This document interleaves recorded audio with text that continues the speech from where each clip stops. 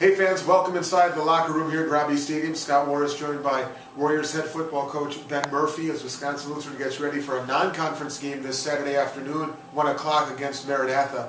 And coach, last Saturday, a frustrating another overtime loss. Here you go, 13 years of a program without overtimes, and all of a sudden this season you've had a couple of them.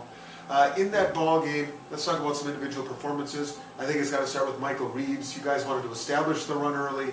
And boy, did you ever, especially in that first half with Reeves and company. Yeah, we got after it. Our power game was great.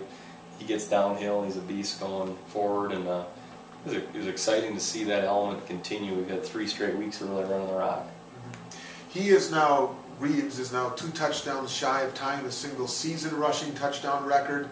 He's just a junior, and he only needs 6 more to tie the career rushing touchdown record. What has impressed you the most about Reeves' development over the years? Well, Mike's a really hard-working guy. He's quiet. He won't say much, but you just love working with him because of his commitment, and his work ethic, and just his personality, and everything that happens for him is great. We look forward to hopefully having him crush that record by a lot over the next 2 years.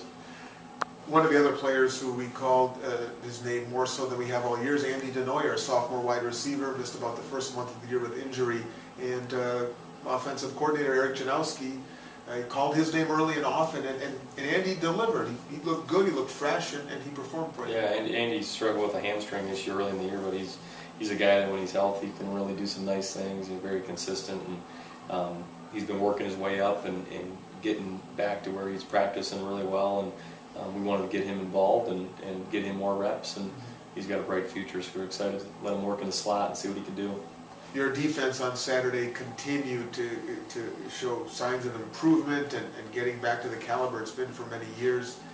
And we look, at that linebacking core, and Justin Heinbrich, I don't know if we mentioned him here in our interviews in this capacity on the air, but he deserves mentioning for what he's doing all year, let alone Saturday. Yeah, he's really been outstanding. I mean, hard to find a guy that's made more an impact on defense than our entire conference, in my opinion. And from tackling to playmaking to just working hard every day in practice, he's a heck of a young man, and we're lucky to have him.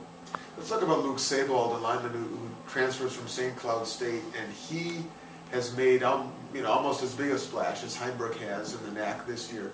Why is Luke such a difficult matchup for an offensive lineman? He's huge. He's 6'4", 270 pounds. He's athletic. He's tough. He's very technically sound. He's well coached. So he's a heck of a football player. And he was able to.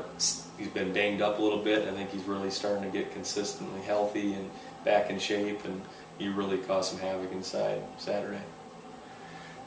In the week of preparation now for Maranatha, as you've had to kind of rally these guys again from another tough overtime loss, what has been the atmosphere during the week of practice this week, and how do you feel it has gone in prep for Maranatha? The guys got back to work. It's a tough one. This group has gone through a lot of close games. Hopefully we never have the same type of year in terms of missing out on the close ones, but they're resilient. They get back to work. They're bringing out the lunch pail. We shortened practices a little bit, and been excited about what they're getting accomplished out there. Talk about hard-working and workmanlike efforts, and that those are kind of adjectives that I know describes the Maranatha football program, where they may not, in the end, have the W's at the end of the day. You're going to get a battle from the Crusaders every time out. Yeah, I got a ton of respect for them. They play hard. They got some good players over there that they can give you some fits, and we got to get after it, have a quick start, and try to improve in all 3 phases and be more consistent, because we saw quite a bit of really good football out of us last week, and we want to do that down the stretch. And the Crusaders bring in a quarterback who can make plays too. It's something you have to be wary about. Yeah, he's a dual threat guy. They spread you out. I've been impressed with his composure on film and what he's been able to do with his feet, and we got to be ready.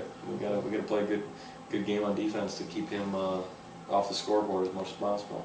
I know offensively for your guys on Saturday, a key is getting out to a fast start. We've talked about fast starts being important all season long, but especially on Saturday, it appears. Yeah, I think that's a key, and then carrying it throughout. Obviously, we had a great start last week, but we got to now we're going to finish it, and we're going to get good at finishing games off the way we want to for 3 straight here down the stretch.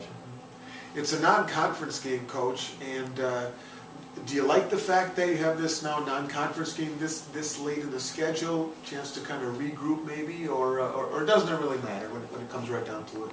It doesn't matter. I mean, quite honestly, we look at it as another conference game. We're just so used to playing Maranatha, so it's another opportunity for our guys. They practice so much to get a chance to play, and try to get as many guys involved Saturday as we can as we continue to build depth and build roles for the future. Warriors hosting Maranatha, non-conference game now here in 2013. 1 o'clock is the kickoff at Robbie Stadium. We have the broadcast at 12:30. Coach, thanks as always, and best of skill. Appreciate it.